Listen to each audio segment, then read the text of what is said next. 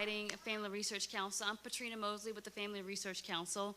I'm the Director of Life, Culture, and Women's Advocacy, where I focus my research and writings on abortion issues, sex trafficking, and pornography. All of these things are women's dignity issues, and interestingly enough, they are all businesses that exploit women. But today we're just going to talk about the link between abortion and sex trafficking. So I'm going to just roll through the first couple of slides pretty quickly since we're starting a little late here. First, wait, before I do that, have you guys ever thought about whether there was a link between abortion and abortion and sex trafficking before? Is there a link? Okay, so this is already in your minds. Okay, great. All right. Well, right now, you know, the issue of social justice is very popular. Everybody wants to be into social justice. Millennials, the average people, and particularly businesses, even social media. Everything has a social justice purpose to it. And even for people who may be on the left, they see sex trafficking as a social justice issue. Can you, next. Hello? There we go. There it is. Oh, okay, there we go. Yeah. We see the ACLU talking about human trafficking as a reproductive justice issue, but they're still pro-abortion, though. Planned Parenthood saying stand with women, but still pro-abortion. I had a video here I was going to show that's going to it was talking about the End It movement, an organization that works to combat sex trafficking, and this promo video of theirs was going through a whole bunch of celebrities and popular people who are influencing the sex trafficking movement with their platform, and just how proud they are and how they're fighting for justice. They believe this is a worthy cause and nobody should be able to control other people. Okay, but we're going to just keep moving right along. Even to the point where Planned Parenthood now is partnering with musicians to have concerts under the theme of Banned Off My Bodies to protest the recent pro-life laws.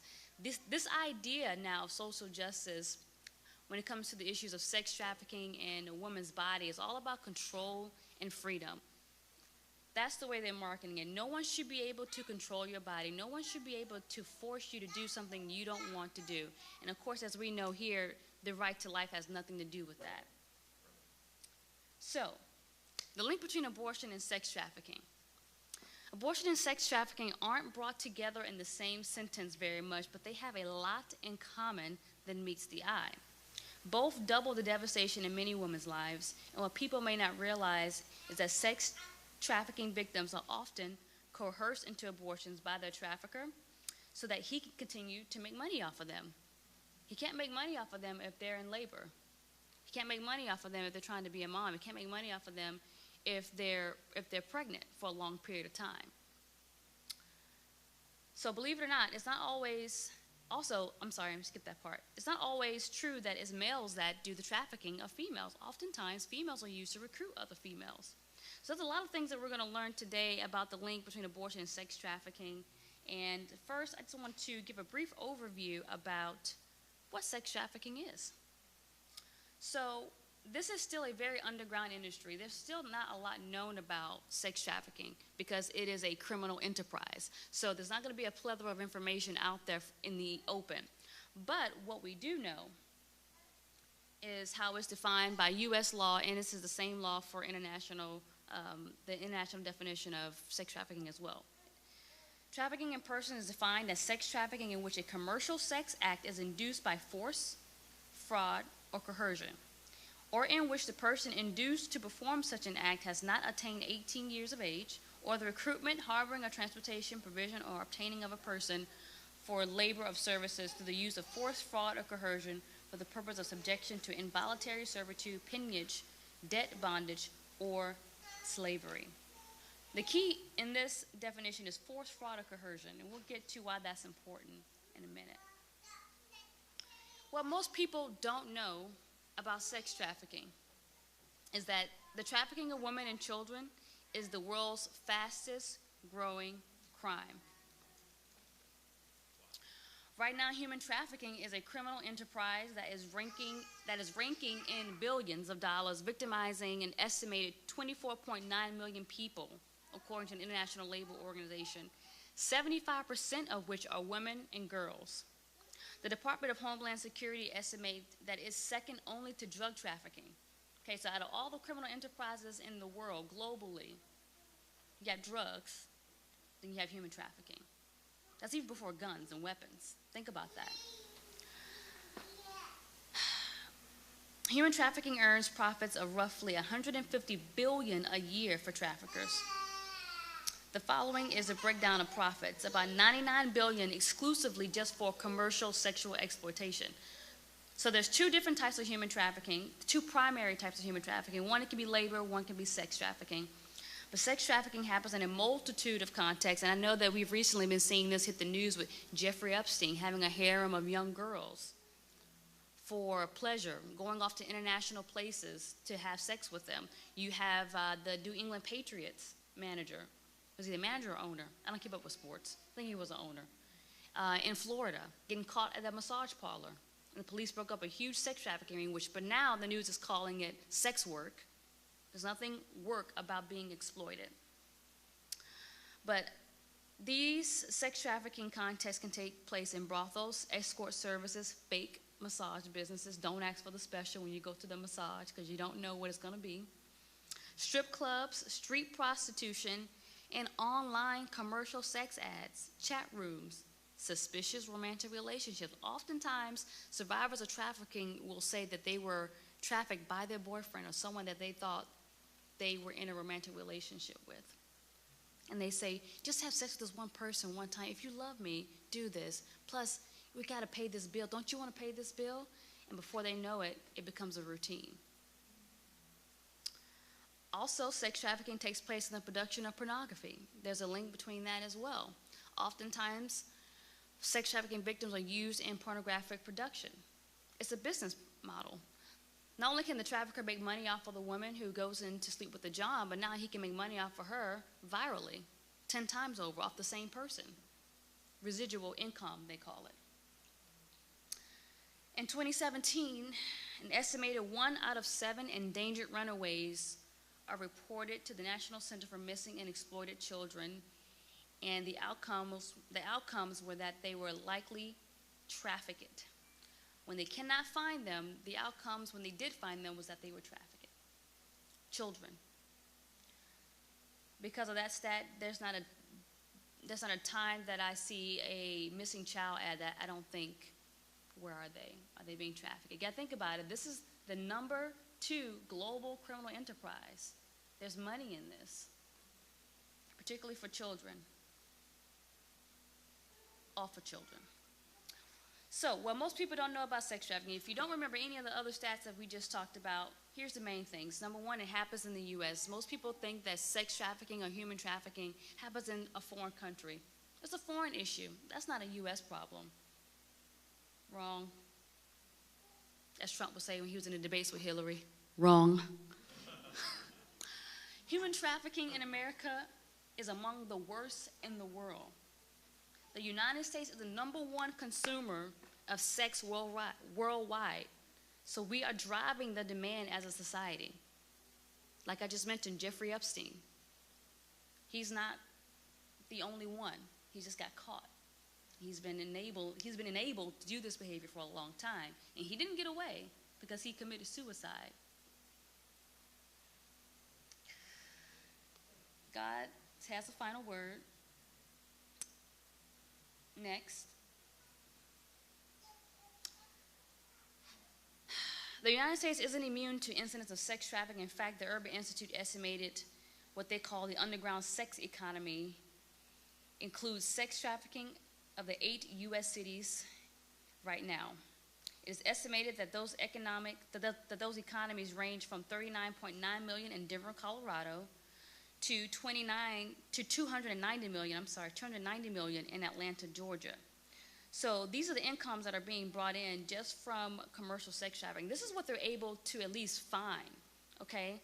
So this is still an underground industry.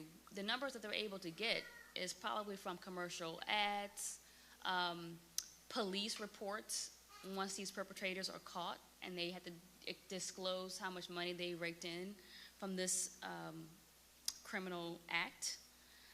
And just because we're in California, California is the #1 state for human trafficking in the U.S. Sex trafficking and prostitution rings are way more advanced and sophisticated than they were 20 years ago. Today, recruitment and transactions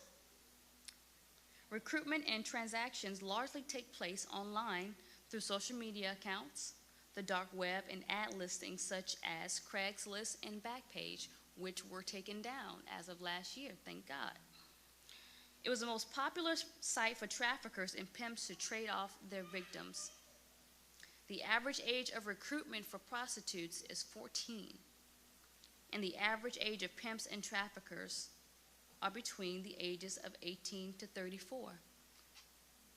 We have become a generation that is exploiting ourselves. The next slide just shows a few pictures of Backpage being taken down last year. You can hit the next slide. Next one. Next one. Yeah, that one. There we go. Women filing civil cases about being trafficked through Backpage. That has occurred. Mothers filing on behalf of their daughters after they were rescued from being trafficked on Backpage.com. And just really briefly how this works online, how it used to work. And it's still dark web out there. Backpage was just the leader on it. You know, it's kind of like Planned Parenthood is the leader of abortion. Backpage was the leader of sex trafficking online. And people can go to these ads, and it'll be in the adult section, and then they'll be looking for a romantic relationship. They'll post pictures, manipulate the ads to make sure that they weren't giving away anything that would say that these girls are younger and not women. And they would meet up as an escort or as someone interested to be in a relationship with them, and that's how they were trafficked.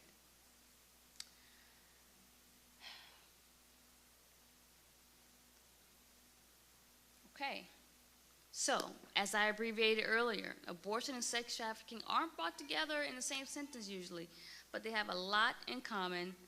And as I mentioned earlier, as the pop stars and woke millennials think it's cool to engage in social justice issues such as sex trafficking. Right now, you won't get a lot of pushback on sex trafficking. Everybody hates sex trafficking. Pro-life is, get your hands off my body. But they have a lot in common, and interesting enough, it has a lot to do with the element of control the other way around. Okay, next slide, forced abortions and coerced abortions. In general, women who endure abortions are very often coerced into them. In a national study of women, 64% of those who had abortions indicated they felt pressure by others to do so. You can go to the next slide. Yes. In a more recent study on women looking back on their abortion experience, and I think this is an interesting study because it shows you that the abortion experience never leaves a woman. They still look back at it. So this study was talking about past abortion experience and older women looking back on their life. It was reported that 58.3% of the women who aborted did so to make others happy. 73.8% disagreed that their decision to abort wasn't entirely free from pressure. Women compelled to abort are often subjected to violence in order to coerce them into abortion. Many women have been killed by their partners who are trying to prevent the birth of their unborn child. If women who have not been trafficked suffer this kind of coercion to abort, how much more likely it is for women who have been trafficked. Next slide. It is nearly impossible to know the total number of abortions committed on sex-trafficked women. But Steve Wagner, former director of the Human Trafficking Program at the U.S. Department of Health and Human Services, argued that coercion to abort among pregnant women who are being sex-trafficked is universal. It is nearly impossible to calculate this number, so we have to do surveys on a case-by-case basis. But here's what we do know. Next slide. In a groundbreaking study titled The Health Consequences of Sex Trafficking and the Implications for Identifying Victims in Healthcare Facilities, they found that 71% reported that they became pregnant at least once while being trafficked, And about 21% said they had 5 or more pregnancies while being trafficked. Due to the violence of sex trafficking victims, the violence that they undergo physically, many of those pregnancies ended in miscarriage. Over half of the women suffered a miscarriage, and nearly 30% of them suffered multiple miscarriages. Over half of the women in the survey reported at least one abortion. Nearly 30% reported that they had multiple abortions. The survey found that these 66 women had a total of 114 abortions while they were being trafficked. 66 women, and among them total of abortions 114. That's a very small sample and a very large number. One victim noted that in her 6 abortions, I was under serious pressure from my pimps to abort the babies. Another survivor whose abuse at the hands of her traffickers was particularly brutal reported a total of 17 abortions and indicated that at least some of them were forced upon her. Moreover, women and girls who were forced to have an abortion were often made to return to prostitution right after the procedure.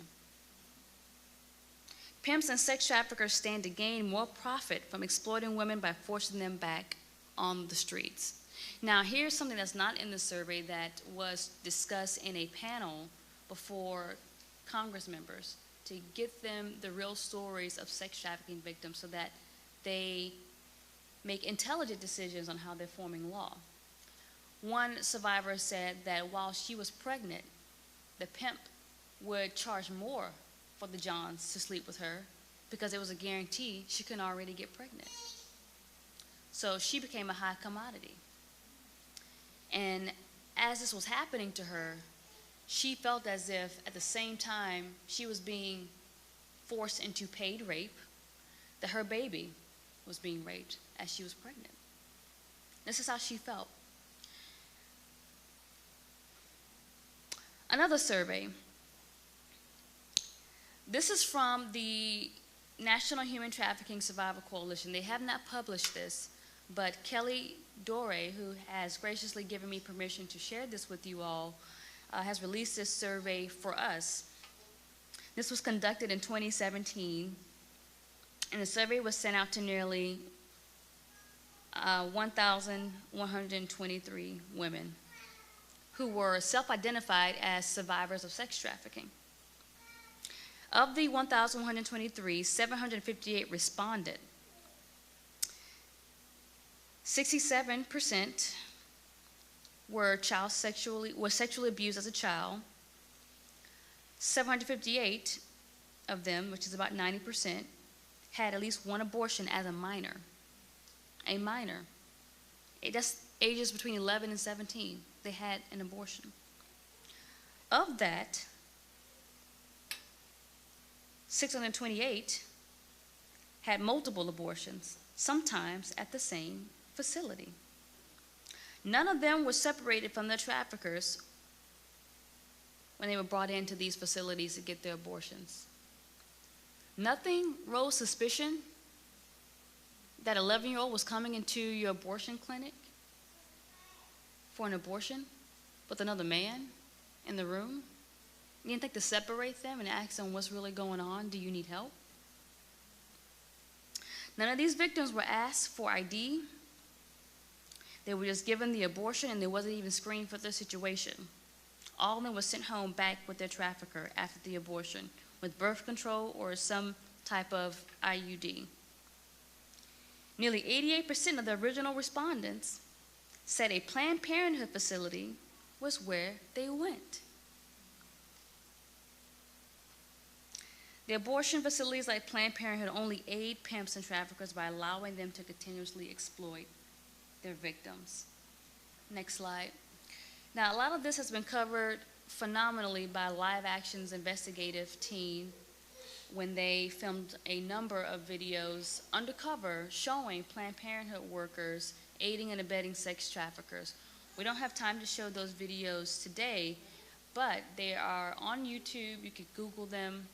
If you Google them, they'll probably be on the 8th or 9th page. But if you just go straight to YouTube and you type it in, it'll show up. But what's really alarming about these videos is most of the times in these abortion clinics you will find female workers. You would think there'd be some commonality there, like, let me help another female out. No, instead this female worker told the girl she just gave the abortion to, yeah, just, you know, when you go back out there, work your clients from the waist up until you heal a little while.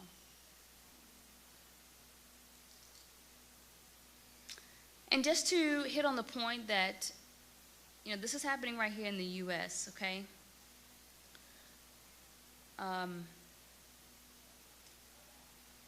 Yeah, I can skip that. Okay. So why do they do it? Why? As my dad loves to say, money, money, money, money. Look, at the end of the day, the love of the money is the root of all kinds of evil. It's the love of money. It's the love of money. You follow the money, you'll find out a lot of true things, not just with this issue, but a lot of things. So abortion is a business. Revenue is a driving force behind the behavior of these abortion providers. And you know what, let me just point this out. You may have already saw it on the slides, but I do want to emphasize is that both surveys conducted, the one about the victims who survived sex trafficking, the one that had 66 women who had 114 abortions, and the second one that had over 1,000 respondents, both said they went to Planned Parenthood. And neither Planned Parenthoods in their cases did anything, sent them right back out. The money. The cost of an abortion follows a sliding scale, but it is very, very lucrative. According to the Guttmacher Institute, an abortion on average costs between $382 to $485, depending on the trimester. A first trimester abortion costs maybe $397. Second trimester abortion costs maybe $854 on average. And then after that, late-term abortions can cost up to $2,000 or anywhere up to $10,000. While Planned Parenthood holds nonprofit status, its total revenue for 2015 to 2016 was $1.354 billion. $1.354 billion. Not to mention its excess of revenue. This is excess. Excess of revenue of $77.5 million. Former Planned Parenthood managers such as Abby Johnson, which you guys have heard from this week, and Susan Thayer have exposed the fact that Planned Parenthood has had abortion quotas as their center. It's about the abortion quota. We don't care about you as a sex trafficking victim, as another female. If you're in here for my business, I want to get you in, I want to get you out, and I want to get your money. You go back out there and do what you need to do. There's even one comment on one of the videos from the live action investigative thing that said, well, they're going to go back out there anyway. These girls are going to do it anyway. They're promiscuous. They're going to be out there. They're going to do it anyway. So I might as well just give them the abortion and send them back out because that's what they do. The callousness. Callousness.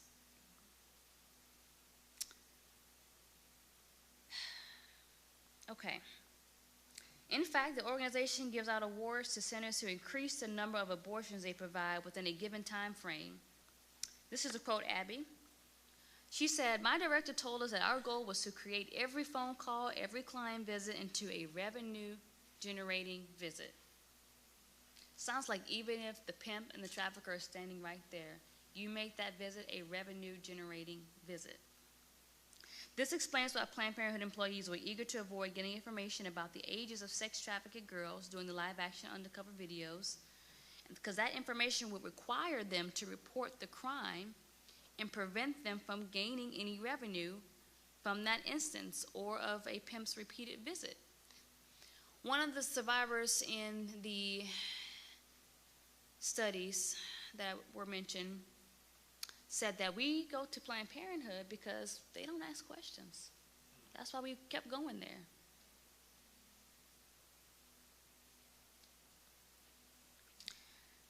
Each woman's story in sex trafficking is different, but it's clear from survivor stories that the toll abortion takes on women is severe. The abortion industry is unconcerned with these women's interests. It is not about health care, it's about profit.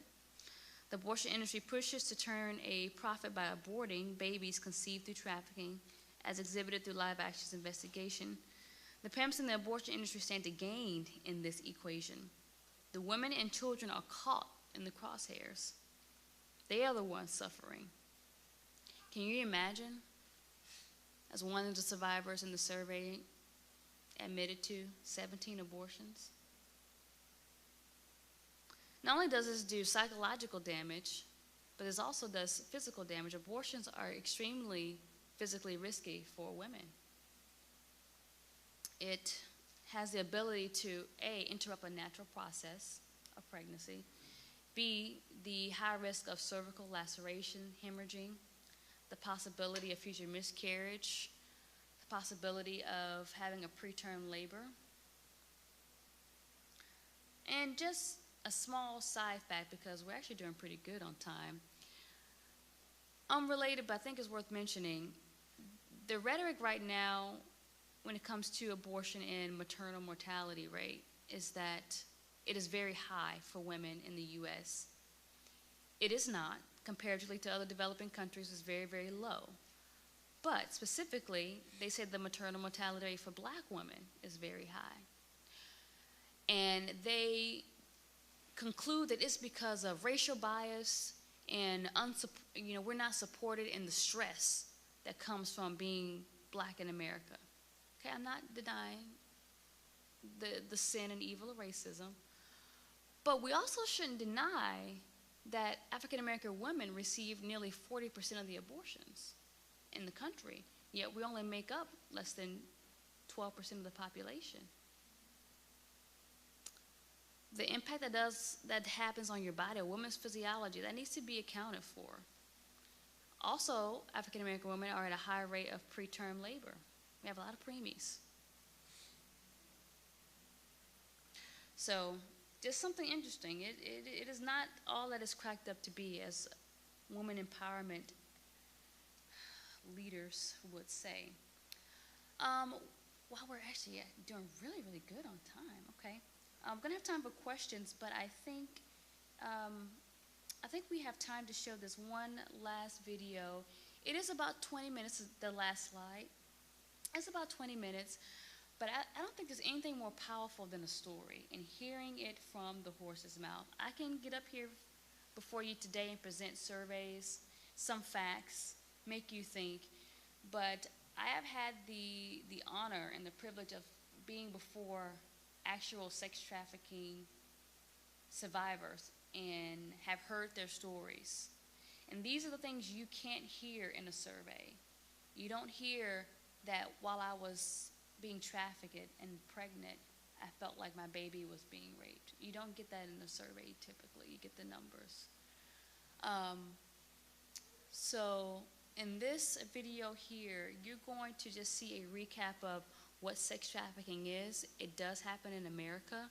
You're going to hear from a sex trafficking victim and how she was forced into abortions and how she helped recruit other females into the trafficking ring. It does happen, and the two are definitely connected. Can we hit play on that screenshot?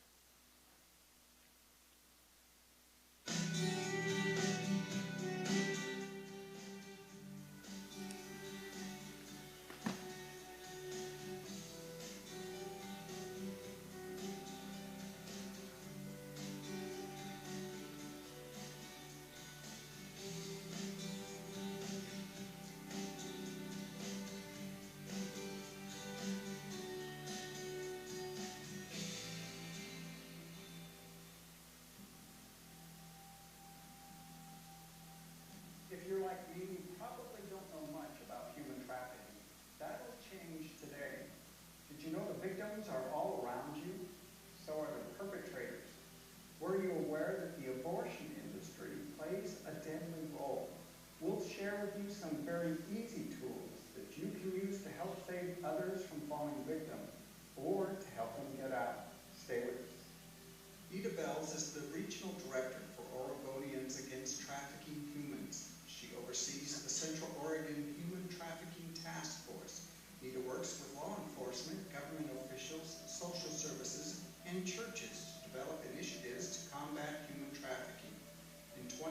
and she wrote a book called In Our Backyard that offers a Christian perspective on trafficking in the U.S. It also promotes awareness about the second largest criminal industry in the world. There's 27 million slaves worldwide is the number. And 1 out of every 3 kids who runs away within 48 hours in the United States will be approached for sex trafficking. There are between 100 and 300,000 each year who are prime targets for sexual exploitation.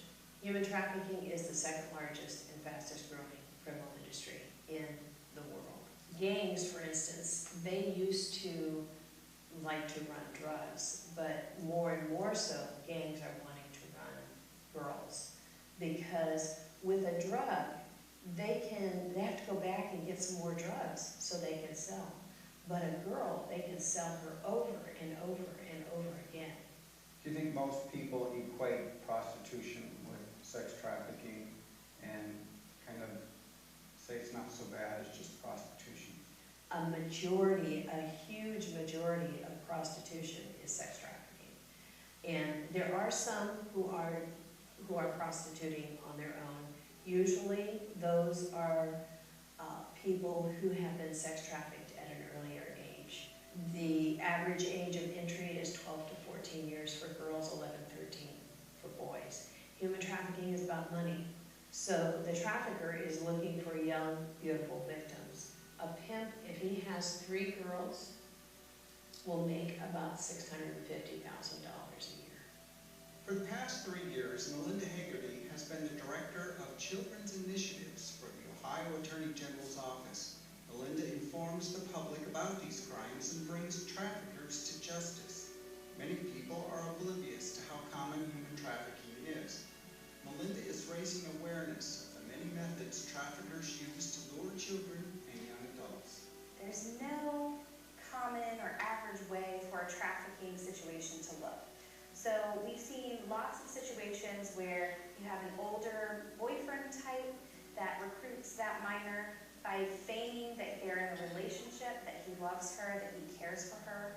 But we've also seen at the AG's office, through our research, through one of our subcommittees, that we're seeing females who are involved in these organizations also recruiting other females. Human trafficking is by force, fraud, or coercion. They are tricked into coming. Traffickers look for a need, and then their next agenda is to convince the victim that they are the person to supply that need. What role has social networking played in human trafficking?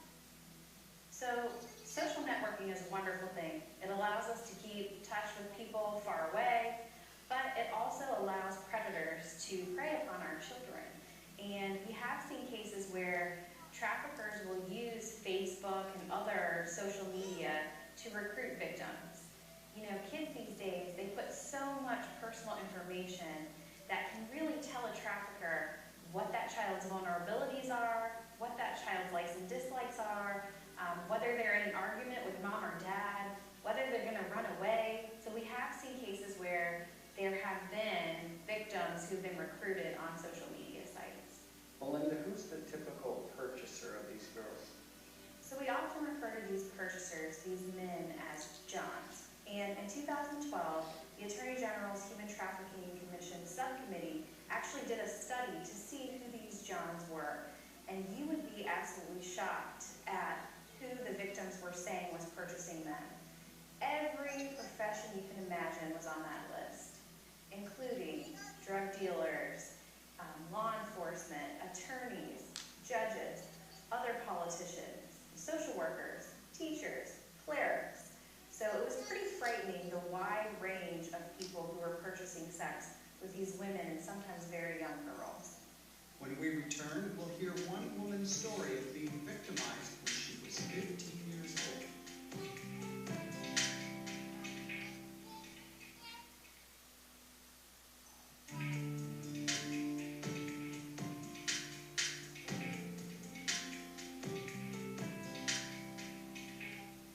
When Marlene Carson was 13 years old, a man named Rick Richard and his wife moved into the neighborhood.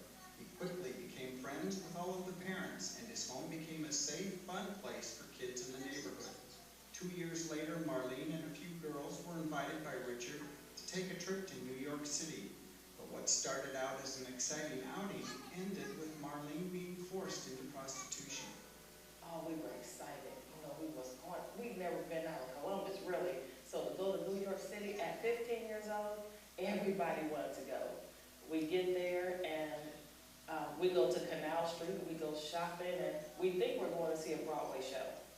And we were in the show. I had no idea. I was a virgin girl. I knew nothing about pimps or prostitution. And so to go from that to this guy saying, put this dress on, and if you don't do it, you'll never make it back home to see your parents again. I was very afraid and confused. I looked at the lady, his wife, who had in times past tucked me in bed. I had just a loyalty and a good relationship with her, I thought. When I looked up at her, I remember just saying, you know, what's going on? What is he talking about? And she said, just do what he says. Well, one girl, I'll call her Trina. And Trina said, I'm not doing it. And he smacked her, and he kind of smacked her around quite a bit. And that told me, this guy is serious. This is a monster. So seeing the other girl get smacked around, is that what kept you from calling your parents? We had no way to call our parents. We didn't have cell phones. One thing about traffickers, even now, they make sure that you don't have access to any type of support system, any type of outlet, period. They, even in the initial processes of a trafficker trying to groom you, like what he did with us, he built our confidence in him by lavishing us with these trips, having the air hockey and the pool table at his house, and giving us everything that we wanted as kids. So now we trust him. Well, that's what they do now to these young kids. They build this trust with them and have this confidence in them that they're not going to let you get to anyone that can help you get away from their plan. Wouldn't they be afraid that once you got home, you would talk to your parents? These people literally put the fear of God in you. You don't know what they're capable of. I had no idea if this guy was, when he said, I'll kill your parents, I'll kill the next girl next to you. Who knows if he's telling the truth or not, because the pattern has been broken. Nothing is normal anymore. So you believe him. After the trip, Richard snatched Marlene from her family and forced her into his ring of prostitution. Richard lied to and abused Marlene for years, never telling her that her family was looking for her. Marlene would be sold for $200 or $300 per hour, and the girls would have to meet a quota each day. After several years with Richard, Marlene had worked her way up to the rank of the bottom girl. There is a hierarchy in exploitation. After so many years, you become a manager, if you will. So a bottom girl is a manager or a recruiter. And so the manager, in the pimp's or trafficker's absence, takes care of all the business, manages the girls, their schedules, what they wear, how their hair is, how they do their hair. If they go to jail, the bottom girl's the one that goes, sees her, and makes sure, that she's not telling too much. So I was groomed to recruit girls. I was taken to Dairy Queens, malls, bus stations, and literally taught and trained how to get a girl to get in the car with me. In a moment, we'll learn about the abortion industry's connection to human trafficking.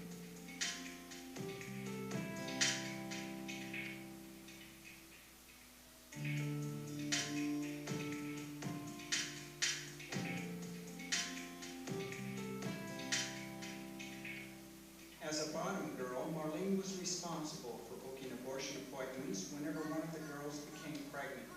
Throughout the years, she came to find that the abortion industry would overlook the abuse done to these girls, allowing the sex trafficking to continue. The pimps or the traffickers would get fake IDs for the girls, and we would take them and have abortions. Would you go in there and pretend you were their mom? No, but I would have someone else do it. The lady who actually actually would go with them. She was paid just to go in when they needed abortions, when they had diseases, when they needed some medical attention, she would go. And did Planned Parenthood ever turn you down for an abortion for one of the girls? Oh, absolutely not. Did they ever ask a question? Yeah, the questions on their form, not, do you want to keep this child, what's the story, what's going on? Because honestly, they had to know that these were teenagers. These were not adult women. Do you have any guess of the percentage of young girls that would need the services of an abortion?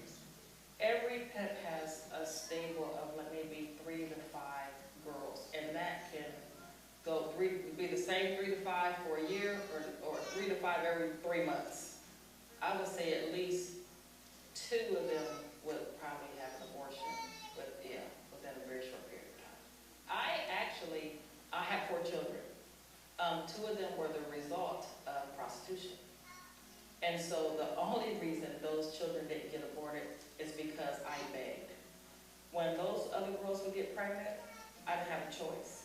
I'm a Bible girl, remember? But then when I myself became pregnant, I just couldn't do it. Did you ever struggle with your role in the abortions of these girls? Oh my God. Absolutely. There was a girl, she's about 14 years old. She became pregnant. I knew she had to have an abortion. I knew it. And I couldn't do it. So I had the whole house ready. She was rescued. So I said, I can't do this. This young girl cannot go through this. There are a lot of forced abortions that happen in sex trafficking. The abortion industry is profiting tremendously Financially?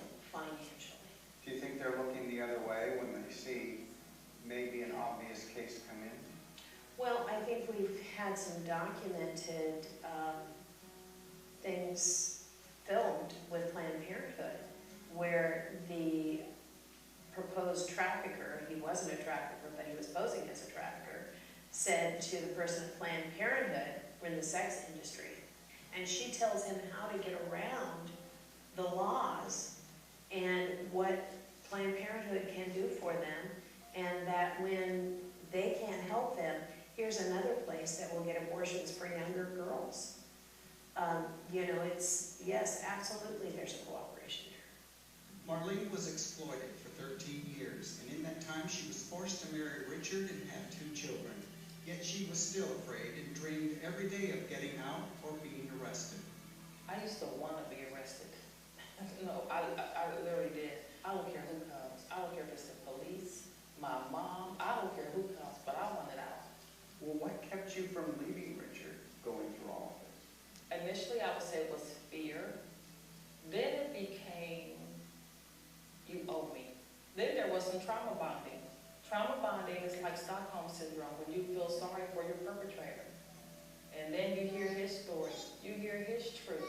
The truth that someone did the same thing to him. And so now you feel sorry for him and you want to redeem him. You can't redeem yourself, but you want to redeem him. Marlene was rescued by a local pastor who helped her make a plan for getting out and protecting herself from Richard. Finally, after years of healing, she no longer fears her trafficker. The laws have changed a lot since that time when I was taken to now. When I was taken, then this gentleman, this guy, was prosecuted for, I think, 7 charges. He was sentenced 2 to 10, and he only did 7.5 months. Mm-hmm. These laws, these bills that are being presented, they need to be passed. Because if they're not, we have no defense against traffickers. Do you live in fear that he may come and harm you? No, he better fear me. He better fear me. I don't fear him. No, I don't fear him at all. I fear what he can do to someone else, but not to me. Nita Bells works with law enforcement to morph.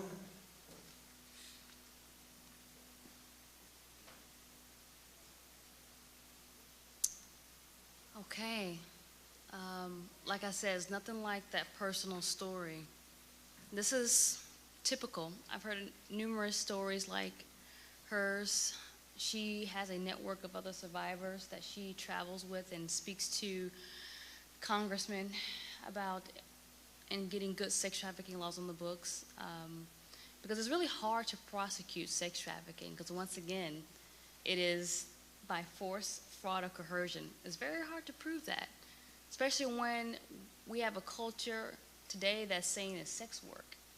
This is a profession. Not too long ago, just a couple of months ago, Teen Vogue put out an expose on prostitution as sex work. Teen Vogue. This is not a profession, it's exploitation. And it's very hard to prove in cases of law. So, just wrapping up, you see the connection there that these two enterprises profit off of one another. They're intermingled. Remember, human trafficking is the second largest global enterprise. The U.S. is the sole driver of that.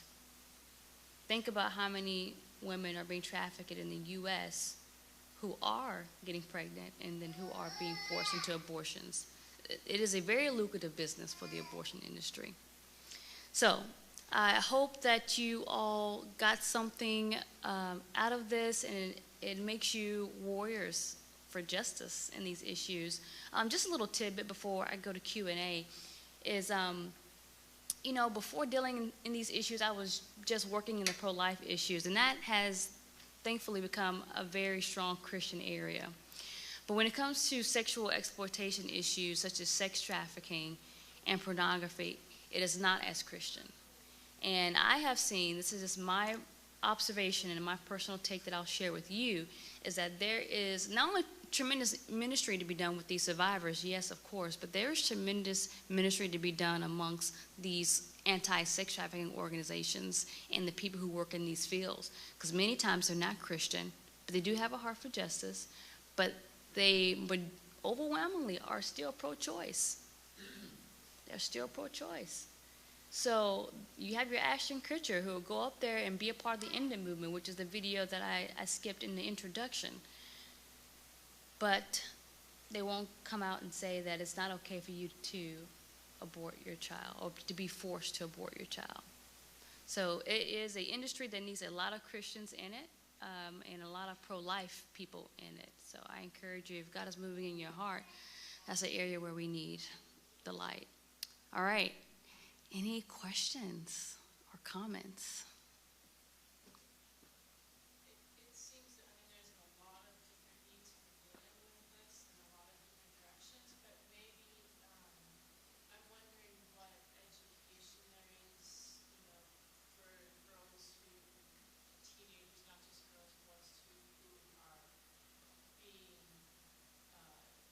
primed and whatever, they're vulnerable to social media, their parents, what is it, are there programs to go into schools or community, you know, working with local governments? Or I'm wondering, you know, to prevent those who are going to run away or those who would be vulnerable, what is there out there?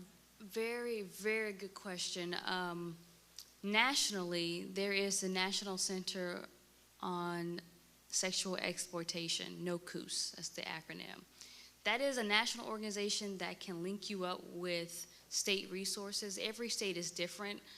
Family Research Council is headquartered in Washington, D.C., so we do have a few D.C. initiatives that go into the schools and educate teachers and students.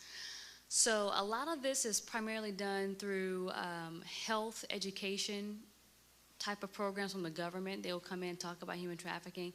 But I think there is an extreme need for this type of activity to be common knowledge enough to where schools are asking for these programs to come. Because if they're not asked, they're not coming. So if a school doesn't know to ask, then they're not there, and which means the students aren't getting educated. There is a great anti-sex trafficking organization, and it's Christian. It's called A21. Christine Kane runs that. It is phenomenal, phenomenal. They have a campaign called Can You See Me? You can Google that, and it'll show you videos of this is what it looks like. It can look like everyday life. And here's how to pick up the signs.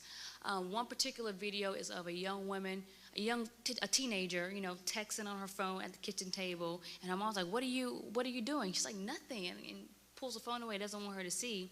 She's talking to an older guy. Eventually, the older guy says, you're so beautiful, send me a little, something, something. She sends, a sexually explicit picture. And then before she knows it, she's angry at her mom. She runs away. He says, I'll take you in. I'll take care of you. They just don't understand. Calls her beautiful, all this affirmation. And then before she knows it, she's paying for his provision. She's paying for his care by sleeping with his friends, AKA his business. So that is one way, a modern way.